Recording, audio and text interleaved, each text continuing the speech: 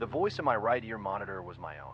It calmly recited my heart rate in Russian, 112 beats per minute, followed by my blood pressure, body temperature, and the GPS coordinates of my daughter's elementary school in Virginia. Every number was accurate. I had never spoken a single word of Russian inside this abandoned radar station. 7 speakers in the monitoring room erupted simultaneously in high-frequency shrieks. On the walls, 7 rusted Soviet bronze medals began vibrating violently, carving 7 parallel grooves into the concrete surface, deepening at a visible rate. My right hand left the keyboard, grabbed a tactical pen from the table, and aimed its tip at my left forearm, carving Cyrillic letters. Zdavaysa. Surrender. My left hand gripped my right wrist, trying to stop it, but the grip strength in my right hand had grown so fierce that the joints ground audibly. My vocal cords spasmed as I tried to shout, but only Russian words emerged from my throat. On the electronic warfare display, the full frequency band from 220 MHz to 400 MHz was simultaneously occupied by 7 sets of voice print patterns. Each set corresponded to a different human voice, repeating the same message in Morse code alternately. The signal source was pinpointed directly beneath the radar station's main console, with a distance marker reading 0 meters. In the corner of the screen, a spectrum analysis program automatically translated the code. Soldier Marcus Rayner, you are surrounded. A deafening sound of twisting metal came from outside. 3/FLR, 9 antenna arrays, completely disconnected from power, rotated in unison, their elements pointing toward the monitoring room. Frost condensed on the elements formed 7 complete human faces, contours, features, closed eyelids. Mouths open. The frozen puddle of water at the antenna base began to flow upward against gravity, climbing along the tower legs and freezing into 7 upright pillars of ice in minus 52-degree air. The shrieking from the speakers abruptly ceased. 7 Russian voices spoke simultaneously, their intonations synchronized, syllables perfectly overlapping. You are being identified. The tactical pen broke through the skin of my left forearm. Blood dripped from my wrist onto the console, mingling with a dark red liquid seeping from the gaps between the keyboard keys. The keyboard's backlight switched from green to red. All keys pressed down continuously without any contact, and the screen began outputting lines of Cyrillic text. I recognized the format of the first line. It was an electronic warfare communication template used by the Soviet Six Guards Army, discontinued after 1983. The Cyrillic text on the keyboard kept scrolling.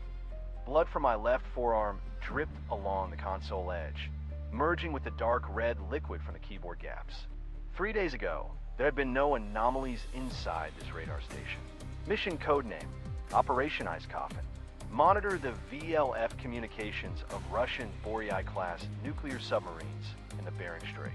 A 5-man team arrived via CH-47 at Polaris Station, deep in the Alaskan ice fields, a former Soviet Dnepr radar array built in 1982, decommissioned for 26 years.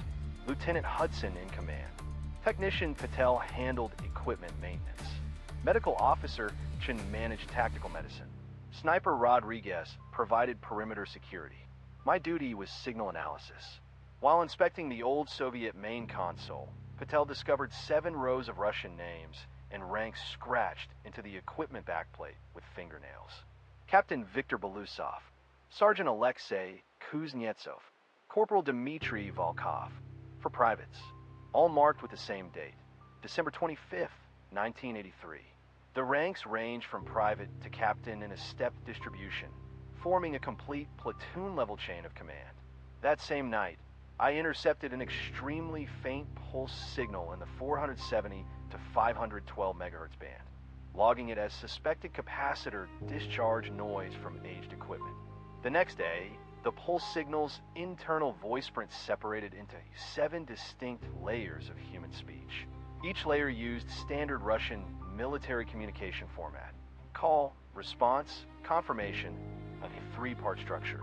Patel checked the power system. The copper bus bars in the power distribution panel had heated to 47 degrees Celsius, with all circuit breakers in the open position. Directional antennas traced the signal source. Triangulation placed it 120 meters directly beneath the radar station. Geological survey reports indicated that area was permanently frozen bedrock with no underground structures. I replied to that frequency using standard Russian communication protocols. I immediately received a Morse code response. Decoded content, identification, intruders. Count 5. Action, detainment. The temperature inside the monitoring room plummeted to minus 40 degrees Celsius.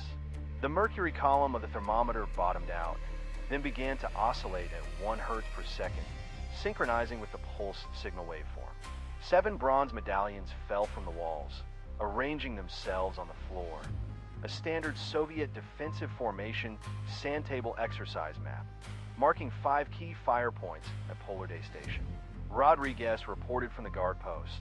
Radar illumination appeared from the direction of the Bering Strait, with a frequency and pulse repetition interval matching the parameters of the old Soviet Don 2 in radar system, a model fully decommissioned in 1990.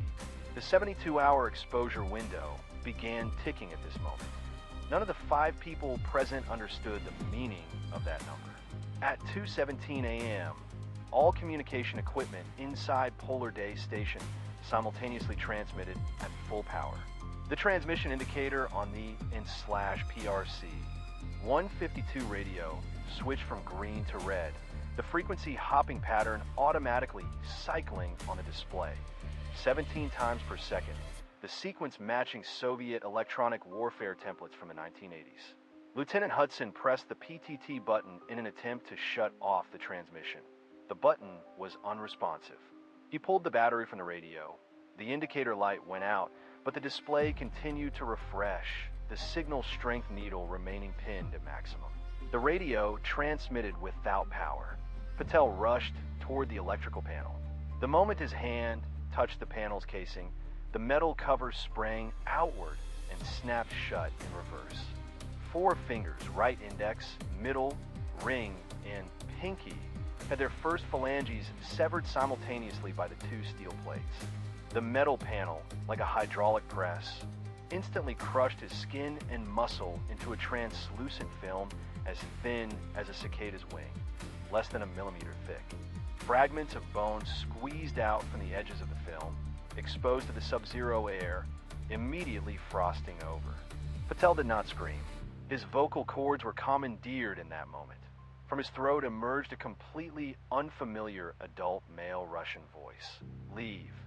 Medical Officer Chun tore open a first aid kit and grabbed Patel's right hand to apply pressure bandaging. As the hemostatic pad pressed against the severed stumps, Chin's hand froze. Inside the wound, the cross-section of the finger crushed into a translucent layer by the metal were embedded tiny iron filings. The filings came from the panel casing, no more than 0, 3 millimeters in diameter. They moved autonomously within the wound. 12 iron filings rearranged themselves between muscle tissue and fascia, gradually forming 5 Cyrillic letters. Ukhadi, leave. Chen had no time to react. Marcus's voice echoed in the monitoring room. Cease resistance, or the second wave will target the medical officer. These words came from my vocal cords. In Russian, the resonance point was at the posterior pharyngeal wall, fundamental frequency 87 hertz. My vocal range could not produce that frequency. I tore off my tactical neck gaiter and stuffed it into my mouth, filling my oral cavity, pressing down my tongue root, yet my vocal cords continued to vibrate. The sound radiated outward through the skin of my neck. The copper waveguide brackets in the monitoring room picked up the vibration, and the tubes began to hum. Hudson issued the order to retreat. All personnel evacuated to the helicopter landing pad. 7 iron doors inside Polar Day Station simultaneously locked from the inside.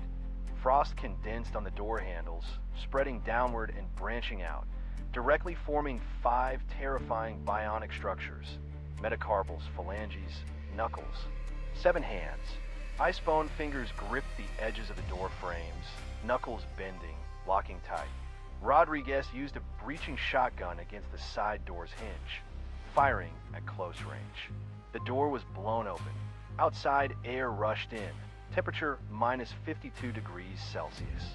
Gale force winds carried snow into the corridor, but at 7 specific points, the snowflakes defied gravity, flowing upward and coalescing in reverse. 7 areas. Inside each, the snowflakes hovered, gathered, rose, filling out a silhouette. Head, shoulders, torso, limbs. 7-1. 8-meter tall humanoid voids took shape in the curtain of snow, moving into the building. No footprints on the ground. Chen's medical kit emitted a series of cracking sounds. 8 glass ampoules of morphine shattered simultaneously inside their sealed foil packets. The drug solution exposed to air froze before it could leak out. Defying logic, the liquid solidified mid-air into 8 sharp ice needles, shooting straight at Chen's face. The needles blasted outward from the kit, flying in a straight trajectory. Target, Chen's face. Chen dodged. 7 needles embedded in the concrete wall behind him, 2 centimeters deep. The 8th pierced Chen's left eye. The ice needle penetrated the cornea, lens, and vitreous humor, stopping just before the retina. Chen's left hand found the exposed tail of a needle on the surface of his eyeball, attempting to pull it out. The ice needle melted upon contact with body heat. The drug solution mixed with the vitreous humor, impossible to extract. Chen made no sound, his right hand still pressed on Patel's hemostatic bandage. From his left eye socket, a clear liquid trickled down his cheek, freezing into a yellowish ice line upon contact with the sub-zero air. Rodriguez raised his rifle toward 7 human-shaped voids at the entrance. The thermal imager displayed the air temperature distribution within the passage, 7 areas registering 7, 3 degrees Celsius lower than the surrounding environment, their shapes perfectly matching that of humans. Snowflakes hung eerily in midair, clustering and coalescing, forcibly outlining 7 human silhouettes that pressed inward toward the passage. Fire team suppression. The words left Patel's lips. In Russian, the timbre was still his own. His mouth moved. His tongue placement, articulation, all perfectly matched Russian phonetics. Patel had never learned Russian. He continued speaking. Assault team flank. Sniper team lock on the medic. Lieutenant Hudson's PRC 152 radio automatically switched frequencies, beginning to broadcast Patel's voice outward. Transmission power, 3 watts. Modulation mode matched Soviet R-173 radio standards. The broadcast could not be interrupted. The skin on the back of my right hand began to writhe autonomously. The interosseous muscles beneath the skin contracted uncontrollably, fingers curling one by one into a fist. I grabbed my right wrist with my left hand, pressing it against the workstation. The joints of my fingers groaned under the strain. The fingers continued applying pressure. The grip force between phalanges and metacarpals had already reached the measurable upper limit of a dynamometer. For tendons strained beneath the skin of my hand, tightening like steel cables under the surface. On the monitoring console, the keyboard backlight switched from green to red, keys depressed in succession without being triggered. The cursor on the screen moved autonomously, outputting Cyrillic characters line by line. The first line of text displayed in full. Identification complete. Intruder count, 5. Detainment procedure initiated. 7 voices from the speakers simultaneously switched to Morse code. 7 distinct vocal tones alternated, repeating the same message. Private Marcus Rayner, Private Marcus Rayner, Private Marcus Rayner. Voice sprint matched. The Morse code spelled out Stavasia. Surrender. Outside the window, the 3/FLR 9 antenna arrays remained fixated on the monitoring room. The mouths of 7 frost-formed facial outlines on the oscillator surfaces opened simultaneously. Cracks appeared at the tops of 7 upward-growing ice pillars at the antenna bases. Something inside the ice was pushing outward. Hudson's voice emerged from the main console speaker. Lieutenant Hudson calling. All units hold position. Await further instructions. Hudson's mouth did not move. The voice print was his, but he did not speak it. The speaker repeated, await further instructions. Retrieving the audio device log, the recording timestamp showed the present, 2 hours, 19 minutes, and 34 seconds Greenwich Mean Time. Hudson had never pressed the transmit button. His radio had never received his transmission signal. The cesium atomic clock on the polar station's main console, Soviet-made, 1982, plutonium battery-powered, running continuously for 32 years, suddenly halted. Stopped on a single digit. December 25th. The calendar window on the clock face rewound 31 years. The second hand began rotating counterclockwise.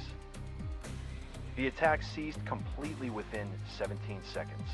On the electronic warfare display, 7 sets of voice-print spectrograms vanished simultaneously. Frequency hopping stopped. The IN/PRC 152 radio transmission indicator lights extinguished. 7 locked iron doors automatically sprang open. Icebone fingers frozen to the door handles disintegrated into frost, scattering across the passage floor. Outside the window, the antenna array oscillators realigned to their original positions. The 7 frost-formed facial outlines on the oscillator surfaces melted into water, streaming down the metal structures and freezing into ice beads before touching the ground. The 7 human-shaped snow voids moved outward, dispersing 15 meters from the building. Suspended snow particles resumed falling with the airflow. The cesium atomic clock's second hand resumed clockwise movement. The calendar window digits jumped back to the current date. All anomalies ceased within 17 seconds. Hudson's satellite link restored. He reported the encounter to command. Command's directive: maintain original mission. Authorized to evacuate after 48 hours, provided all deployed monitoring equipment data is retrieved. Hudson acknowledged the order. Radio communications remained entirely uninterrupted throughout. Patel refused rest.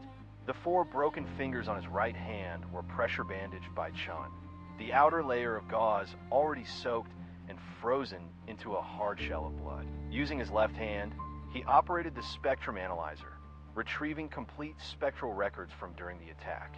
The attack command sequence, 7 layers of superimposed voice-print waveforms, played back frame by frame along the timeline.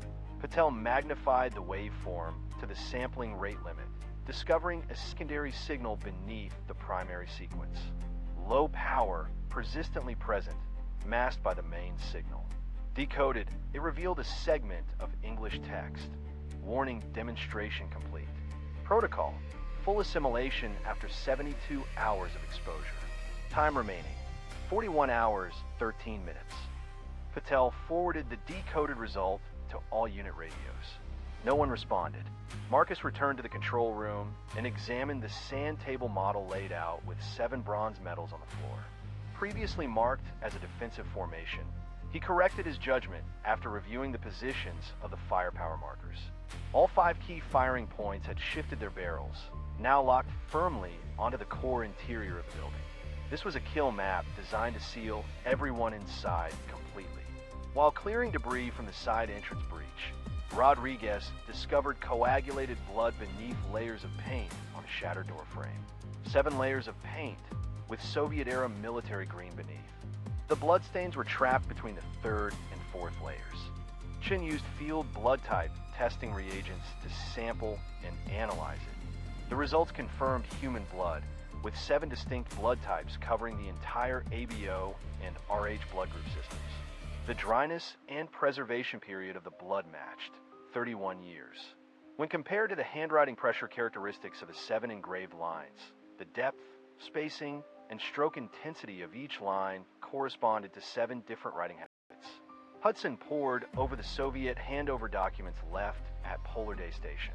On December 25, 1983, the station sent its final combat readiness report to the headquarters of the 6th Guards Army. The transmission content was entirely blacked out in the archives, with only one sentence left uncovered at the end: "We will continue to guard in another form." Rodriguez radioed from his sentry position. He had inspected the 7 icicles on the antenna array base. Encased inside each was an object, 7 Soviet military identification tags, made of metal, engraved with names and ranks. there where patterns matched the 7 engraved lines on the back of the control console perfectly. The icicles were exceptionally clear, with the tags suspended inside, unsupported. The interosseous muscles beneath the skin on the back of my left hand stopped contracting involuntarily. I used my right hand to open the logbook on the console and wrote 7 Cyrillic letters on a blank page, Zdavaisa, the handwriting completely different from my usual English script. I put down the pen. Ink stains clung to my fingertips, and the residue on my skin began to writhe, arranging itself automatically into a string of Morse code within the grooves of my fingerprints. I read the code aloud. Countdown continues. Exactly 61 hours after the initial exposure, Patel suddenly laughed. The vocal cords produced Russian. The voice was Patel's own, but the resonance frequency was 51 hertz, a frequency outside his normal vocal range. The average fundamental frequency of the 7 deceased voices, 51 hertz. The laughter lasted 4 seconds, then cut off abruptly. Patel raised his bandaged right hand. The outer layer of the bandage on his severed finger was stiffened with frozen blood, forming sharp edges. He pressed the bone stump against the concrete wall and began to move. The severed fingertip scraped against the wall, leaving marks. Amid the grating sound of bone against concrete, a precise cross-sectional diagram of Polar Day Station gradually took shape on the wall. After finishing the last feeder line notation, he wrote Cyrillic text below the diagram, in handwriting that wasn't his. The resonant cavity requires full coupling. 5 people will suffice. Hudson drew his pistol, aiming at Patel's forehead from 1 meter away. Patel's body began to move. His spine emitted a series of cracks. Vertebrae from C7 to T12 bent sequentially to the left, folding his torso into an acute angle. His shoulder joints dislocated, humeral heads sliding out of their sockets, arms propping against the ground at reverse angles. His legs remained upright. The posture defied the limits of the human spine. The gun's line of fire missed. Marcus's perfect pitch spiraled out of control at that moment. Every low-frequency, standing wave propagating through Polar Day Station, through each metal beam, every inch of copper cable, every patch of frozen soil, flooded his hearing. Frequencies range from 1 hertz to 120 hertz, their sound pressure level stacking. The distribution of these sounds in space formed a topological map, 7 nodes, their positions overlapping with the coordinates of the 7 identification tags. The nodes were contracting inward. Contraction speed, 0, 3 meters per second. Rodriguez fired from his sniper position, M2010 sniper rifle, 300 Winchester Magnum round. Trajectory aimed at the center of Patel's torso. The bullet's path intersected with a Soviet-era copper chandelier. The chandelier swung on its own in the windless room, with a radius of 43 centimeters. One of its arms cut precisely into the bullet's trajectory at the exact moment, colliding with the projectile's side. The bullet deflected, grazing the left side of Patel's forehead before embedding itself in the frozen soil wall. Sparks left a burn mark on Patel's forehead, a 2 mm, wide scorch forming the Cyrillic letter HUM. Chun retrieved a neurotoxin syringe, midazolam, 10 milligrams per milliliter dosage. He removed the needle cap with one hand and closed it on Patel. The moment the needle pierced the skin of Patel's forearm, subcutaneous capillaries began contracting autonomously. Vascular smooth muscle pushed blood in reverse flow, the pressure from the blood column forcing the needle out of the puncture point. The needle retracted from the skin, with no blood seeping from the puncture. Chin attempted a second insertion, and again the needle was expelled. Every capillary smooth muscle in Patel's body had been synchronized and taken over. Patel's hand reached for his own dog tags. The movement was sluggish, a stark contrast to the unnatural motions of his spine. He tore the tags from his neck, the metal chain snapping as he handed them to Marcus. The stainless steel surface of the tags had warped and melted from body heat, the edges curling, the stamped lettering distorted. On the back, fragmented English words were carved with a fingernail. The grooves varied in depth, the handwriting unmistakably Patel's own. He had fought against the usurped control of his grip with his own fingers. 7 men. Needs 7. Patel's eyes fixed on Marcus.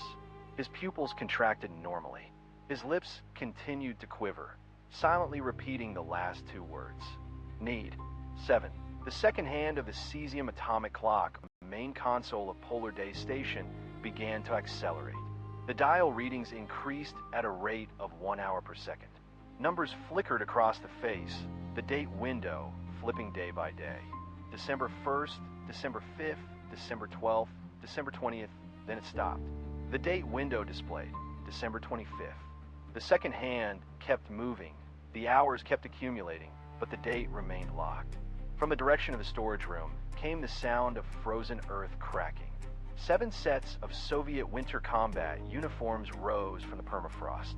Preserved in the frozen layer for 31 years, the fabric fibers had fused with ice crystals, tearing through the ice as they ascended with a continuous cracking sound. The uniforms were complete.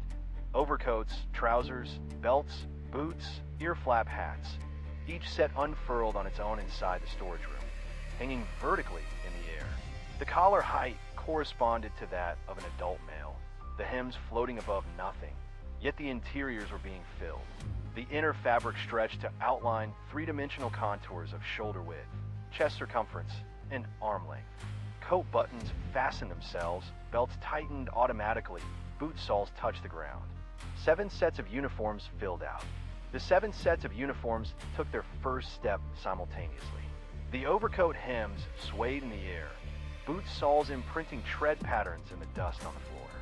Each uniform moved in standard infantry surge formation, scouts advancing on the flanks, the central assault team spaced 3 meters apart, the rear fire support team in a firing stance, their hands hovering near weapon mounting points, but the mounting points were empty. The Soviet overcoats, filled by invisible entities, formed a combat formation and advanced straight toward us. The lead uniform bore captain's insignia, Victor Beloso. A faded name tape was stitched above the chest pocket, the Cyrillic embroidery still legible. He stopped 3 meters from Patel, raised his right sleeve, the cuff halting in midair, the position where fingers should be. Nothing at the sleeve's end, pointed first at Patel's dog tags, then at Marcus. 7 voices sounded again through the speakers. This time, not in Russian. The 7 segments mixed into a single output, voice print analysis showing superimposed encoding of Russian and English, the decoded content identical. 7th node in position. 2 remain. Patel's body straightened completely. His spine regained its natural curvature, joints no longer cracking. He turned toward the 7 uniforms and took the 8th position in the combat formation. The formation closed. The 8 nodes stepped forward in unison. The skin on the back of my right hand tightened again. The muscle contractions beneath transformed into rhythmic vibrations, synchronized with the ticking of the cesium atomic clock's second hand. The vibration pattern traveled via the bone conduction to the inner ear, translating into a recognizable message. A complete sentence. Identification number 092-47-3381. Marcus Rayner, you have been incorporated into the node sequence. The 7th door of Polar Day Station, the maintenance door behind the main console leading to the antenna base, opened on its own. Beyond was not a passageway, but the frozen concrete floor of the antenna foundation. 7 ice pillars shattered simultaneously the moment the door opened. 7 Soviet identification tags, preserved inside the pillars, clattered to the ground, metal striking ice. Each tag began sliding autonomously after landing, carving trails across the icy surface, advancing from 7 different directions toward the 5 of us. Their speeds were uniform, 5 centimeters per second.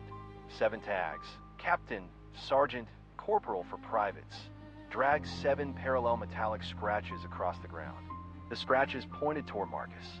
Hudson gave the order for free fire. All 5 opened fire simultaneously on the 7 uniforms. M4 carbine rounds, M2010 sniper rounds, M9 pistol rounds tore into the fabric, bullets penetrating the outer coats, passing through the invisible forms filling the interiors, exiting from the backs of the uniforms and embedding into the frozen earth walls. The uniforms were shredded by bullet holes. No blood gushed from the tears. Instead, high-frequency electromagnetic pulses radiated outward frantically.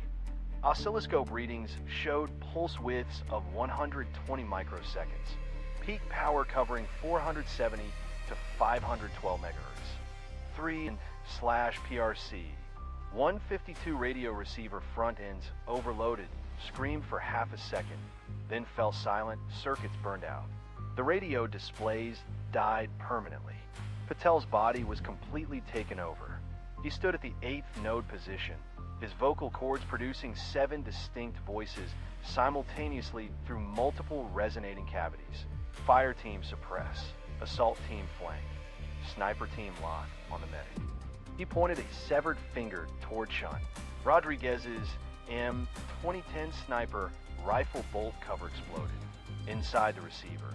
The recoil spring compressed to its limit without external force. Released, then compressed again, its frequency synchronized with the fundamental frequency of Patel's vocal cords. The bolt failed to lock, rendering the rifle inoperable. Rodriguez discarded the sniper and drew a sidearm.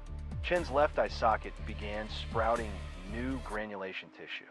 A pinkish growth protruded at the junction of the conjunctiva and sclera, extending at 2 millimeters per second.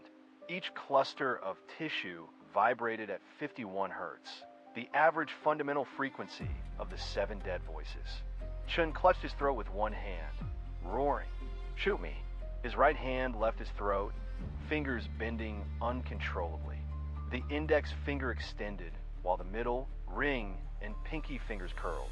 The thumb locked against the second joint of the index finger, forming a handgun shape. The fingertip aimed at his right temple. The knuckle began to pull back. First joint bending, second joint bending, simulating a trigger pull halfway through. Hudson's radio burned out after receiving one last signal. The transmission carried Lieutenant Hudson's voice sprint. Mission accomplished. All units cleared to withdraw. Sent at 3:02 a.m., matching Greenwich Mean Time. Hudson had never spoken those words. The entity was using his identity to send false withdrawal orders to command. Comms log showed the message had been acknowledged with a reply, "Withdrawal approved." The response also bore Hudson's voice print. Rodriguez's tactical watch, second hand, began jerking erratically. Its movement shifted into Morse code. Dots, dashes, pauses. Repeating. Rodriguez froze, finger hovering over the dial after decoding the first word. "Father." The second hand continued. "Please answer." The message matched the automated transcript of the final call Rodriguez received from the hospital a week earlier, when his son died in a Texas car crash. He had never shared those words with anyone. The entire squad's physiological data had become the entity's weapons. Marcus's perfect pitch was forcibly amplified. He could hear the rush of blood through his teammates' arteries, the wet crackle of alveolar gas exchange, the vibration of heart valves closing. Each sound was calibrated by the 7 dead voices. Our heartbeats and breaths were being dragged into lethal resonance. They no longer needed the radar array. We had become the targets. The entity required 7 nodes to complete the loop. 31 years ago, 7 Soviet soldiers swallowing cyanide hadn't stopped this. Now they wanted us. 5 exposed. Patel assimilated. The loop missing the 6th and 7th nodes.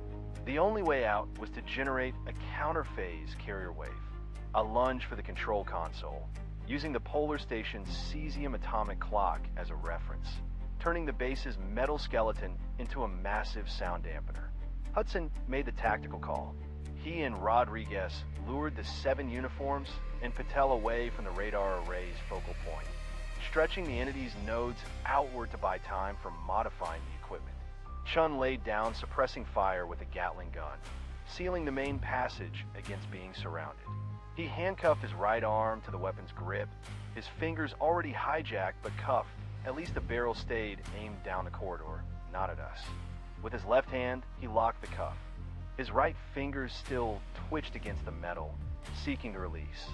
Rodriguez proposed the final gambit, carrying 2 functional radios into the antenna array's core. using his position to focus the electromagnetic field on himself. Marcus would hit the feed with the inverted wave. If interference failed, Rodriguez would absorb the resonant disintegration, at least confirming the entity's kill radius in final form. Marcus tore open the cesium clock's shielding. Cesium-133 atoms emitted electromagnetic radiation at 9,192,631,770 vibrations per second inside the resonant cavity. The frequency's standard output read 10 megahertz sine wave, feeding the transmitter's external reference. He patched the feeder into the transmitter's input port, locking its output entirely to the atomic clock's master frequency.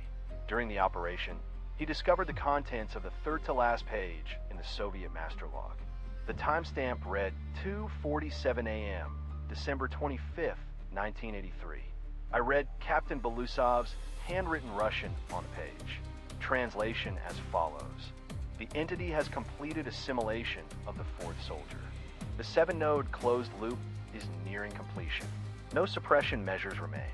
I order the distribution of potassium cyanide capsules. All personnel will ingest simultaneously before the cesium atomic clock. Terminate neuronal activity by physical means to prevent the entity from using us to complete the loop. This is the final executable command. The 6th Guards Army's communications are severed. Supply lines cut. No reinforcements. We will continue our guard in another form. 7 men chose to take their own lives in unison before the cesium atomic clock. Their consciousness, in the 300 milliseconds of neural shutdown induced by the poison, was locked into the antenna's perpetual oscillation by the clock's frequency. The loop was never completed. The entity waited 31 years. It needed 7 new nodes. Marcus finished rewiring the circuits. The transmitter powered on. The cesium atomic clock's frequency lock indicator lit up. Inverse carrier waves primed. Rodriguez charged toward the antenna array with the radio. Hudson moved in the opposite direction, initiating electronic deception. Chun gripped the M134 minigun's handle with his left hand. His right arm cuffed to the weapon's frame, barrel aimed down the corridor. 7 Soviet uniforms, along with Patel, began pursuing the decoy node in motion. Marcus pressed the transmit key. Rodriguez plunged beneath the antenna array. Air at minus 52 degrees Celsius, laden with ice crystals, flooded into his combat suit collar. He cranked 2 PRC-152 radios to maximum output, one strapped to his left shoulder mount, the other handheld. Both transmitted simultaneously in emergency beacon format, pulse intervals of 0, 3 seconds, continuous carrier wave, full spectrum saturation. The antenna array's electromagnetic focusing effect manifested on the oscilloscope as a rapidly narrowing beam. The main lobe aimed directly at Rodriguez's sternum. The side lobes swept across his abdomen and pelvis. His body became the antenna's feed point focal zone. The SAR value on the handheld field meter spiked to 17 times the safe threshold. The 7 Soviet uniforms turned toward Rodriguez. Their greatcoat hems snapped horizontally in windless air, boot soles stamping alternating prints into the ice. Formation adjusted autonomously. Flank scouts converged inward. The central assault team accelerated. The rear guard fire support unit fanned out laterally. The 7 uniforms advanced in a semicircular envelopment toward the antenna array. Patel took position as the 8th in formation, his severed right hand rising to point at Rodriguez. Vocal cords outputting the command. Asterisk encirclement closing. Target has entered the resonance cavity focal point.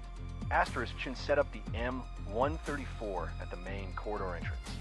Feed mechanism loaded with a 4,000 round belt. His right arm remained shackled to the minigun's grip, steel cuff riveted behind the handle. Wrist rotation restricted to 30 degrees. His right fingers still spasmodically pressed the release button on the cuff's edge. Every time his index finger brushed it, he used his left thumb to forcibly pry it away. Relentless resistance. His left thumbnail had torn loose, blood seeping into the grip's stippling. When the 7 uniforms entered the corridor, Chun pulled the trigger. The M134's 6 barrels spun up, 3,000 rounds per minute, projectiles shredding through uniform fabric at supersonic speed. Hundreds of bullet holes accumulated. Greatcoats tore into rags under the barrage. Trousers perforated, boots disintegrated. The unseen humanoid forms inside the uniforms flickered into visibility as rounds passed through. Temporary cavitations stretched the fabric from within, revealing translucent silhouettes. Then the bullets kept flying, embedding into frozen soil walls. High-frequency EM pulses gushed from the uniform rents, but this time their intensity had decayed. Every bullet hole weakened the dead man's signal strength. Patel flanked in, his spine cracked again, his body moving in an inhuman crouch as he cleared cover and entered Chin's blind spot. Patel's right hand, 4 severed finger joints exposed, clamped onto the feed mechanism. A bizarre, clear fluid seeped from the stumps, trickling down the ammunition belt. The moment it touched the brass casings, the primer corroded through. Rounds 3,211 to 3,235 failed to ignite. The M134 fell silent. Hudson sprinted in the opposite direction, carrying the last 2 functional radios. 2 radios, tuned to different frequencies, alternated transmissions. Channel A recorded false command chain communications from Hudson's voice. B Company extend left flank. C Company swing around right flank. A company frontal assault. Channel B, false helicopter approach signals, synthesized rotor noise, with the signal strength gradually increasing. The transmission power of the 2 radios was unequal, with Channel A's field strength 12 decibels higher than Channel B's. The signal received by the entities, processed through beamforming algorithms, presented the illusion of a battalion-sized force encircling the Midnight Sun Station from the southwest. The 7 uniformed search formations halted their advance. The collective turned toward the southwest. The anthropomorphic fillings at the collars of the greatcoats synchronized their movement to the southwest. Hudson's decoy had worked, successfully diverting the attention of these 6 abominations. Patel remained in place, his hand still pressing down on the feed mechanism. The captain's uniform right sleeve lifted, the cuff pointing at Patel, conveying a silent command. Marcus pressed the transmit button in the control room. The cesium atomic clock's 9,192,631,770 Hertz base frequency was injected into the transmitter through an external frequency input port. I cranked the machine to full power, locking the cesium atomic clock's frequency in perfect inverse phase with the voices of the dead, and it surged through the antenna.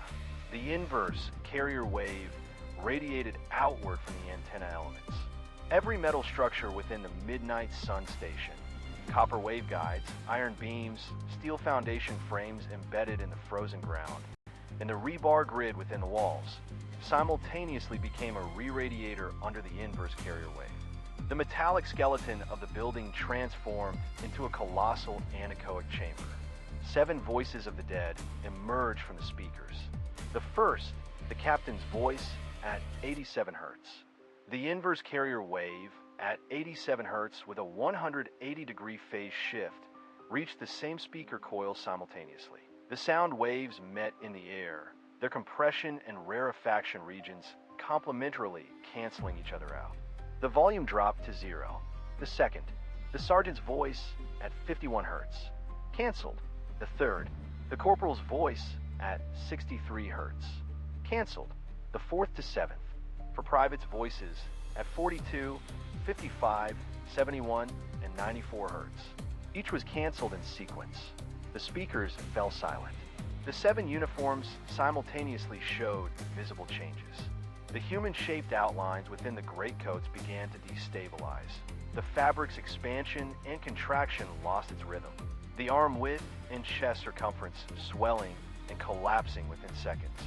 The height at the collar fluctuated from 6 feet to 5 feet and back to 6 feet, the amplitude decreasing with each oscillation.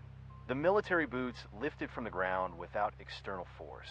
The 1st centimeter, the 2nd centimeter, the 7th centimeter, then they fell back, the heels striking the ice and causing cracks to spread. The entity's tactical coordination began to break down. They lost the phase synchronization between their signal nodes. The actions of the 7 nodes were no longer unified. Patel's body lifted from above the feed mechanism. The frequency of the pops from his spine shifted from orderly to random. The range of joint movement became uncontrollable. His right shoulder joint dislocated and then automatically reset. His left knee joint bent backward and was forcibly pulled back. His cervical vertebrae turned to their extreme left position and stuck. His vocal cords issued the final Russian command: cluster, phase lock, before the muscles ceased to vibrate.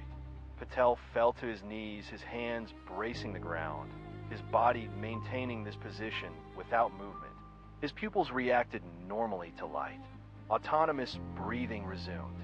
The amputated fingertips of his right hand began to ooze fresh, crimson blood once again.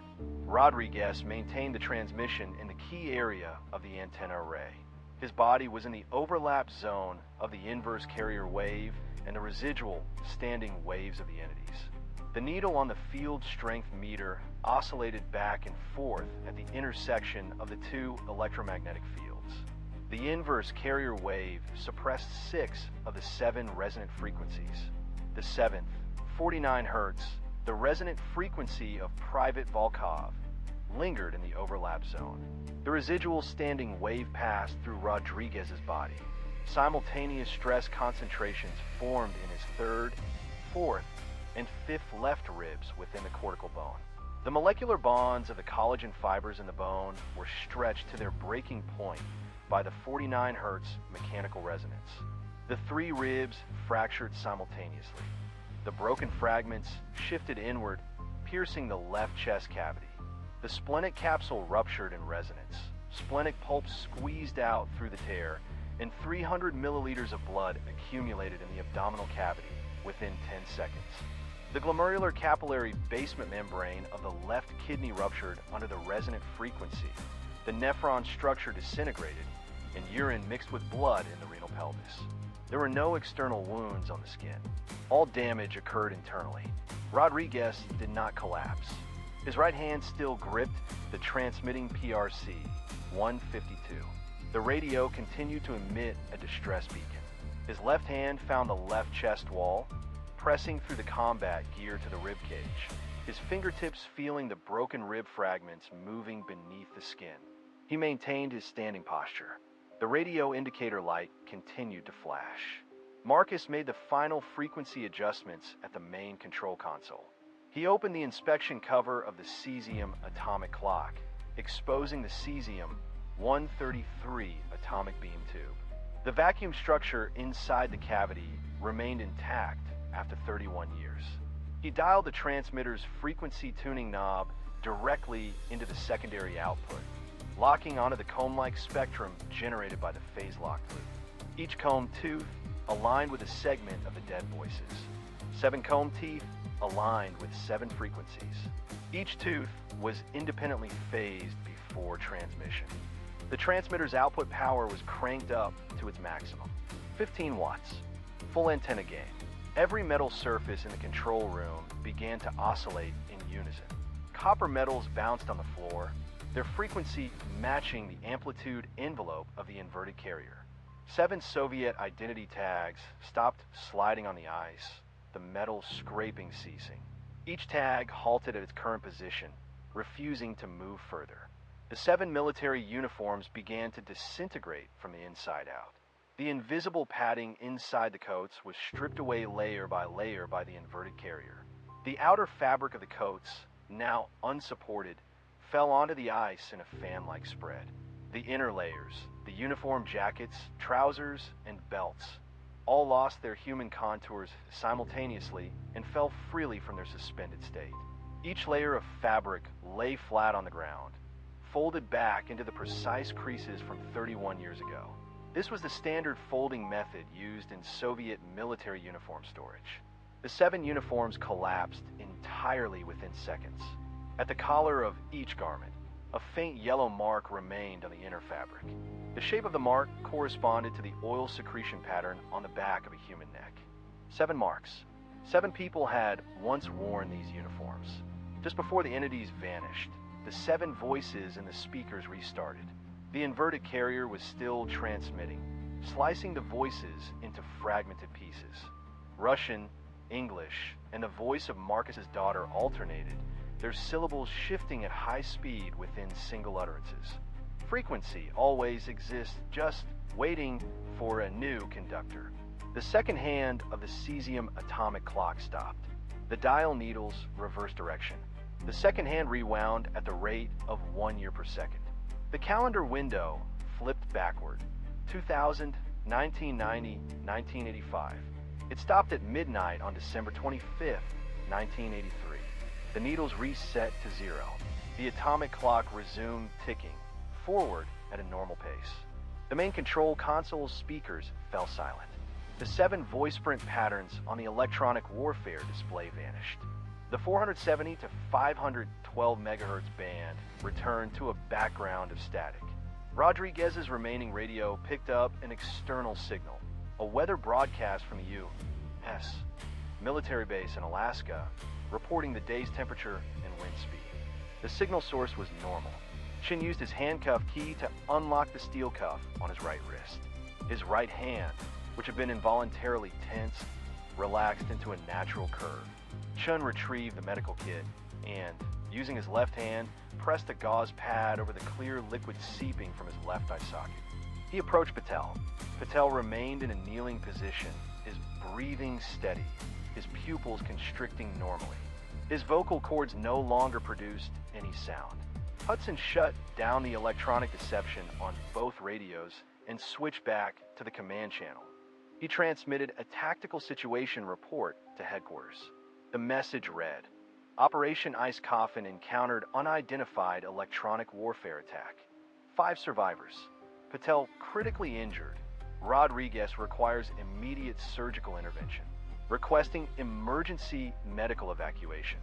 Rodriguez released the PRC 152 radio from the antenna array, letting it drop onto the ice. His legs bent, and he slowly sat down with his back against the base of the antenna tower. Blood continued to pool in his abdomen, but there was no visible wound on his skin.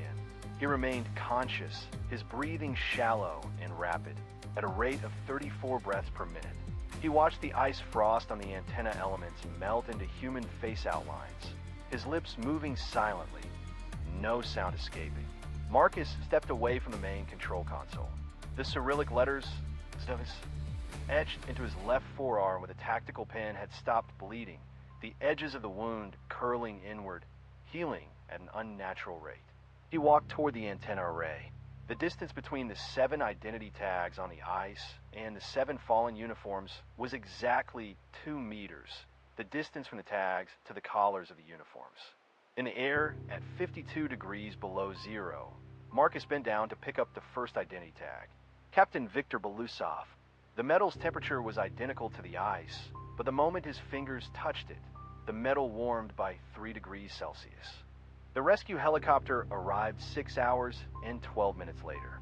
The downwash from the UH-60 Black Hawk's rotors scattered 7 sets of Soviet military uniforms across the ice. The fabric slid on the ground, coats separating from trousers, never to reunite again. Chin used one hand to help load Rodriguez onto the stretcher, the abdominal drainage tube already in place, having drained 400 milliliters of bloody fluid. Patel was secured onto a spine board, his fingers tapping the stretcher railing at a frequency of 51 hertz, the pattern recorded by the vibration recorder matching the encrypted formation code of the Soviet Army. 5 short, 3 long, 2 short, repeating in a loop. All 5 were evacuated to the Elmendorf-Richardson Joint Base Hospital. 72 hours after the evacuation, the Arctic Day Station was declared a permanent electronic silent zone. All American monitoring equipment was sealed on site, while Soviet remnants were left untouched. The exclusion zone had a radius of 200 meters. NORAD removed the coordinates from the routine signal monitoring grid. A subsequent monitoring report, not included in the official records, stated that every year on December 25th at 3:15 a.m. Greenwich Mean Time, military radar stations between 67 degrees north and 72 degrees north latitude simultaneously received a 17-second long 51 Hz interference signal. The wavelength pattern matched the superimposed waveforms of 7 human vocal cords. The source of the interference remained undetermined, spanning the entire Arctic Circle. After his discharge, Marcus underwent a recurrent laryngeal nerve repair surgery at Walter Reed Military Medical Center due to vocal cord nerve damage. During his first attempt at speaking post-surgery, he heard his own voice with the resonant characteristics of Russian vowels.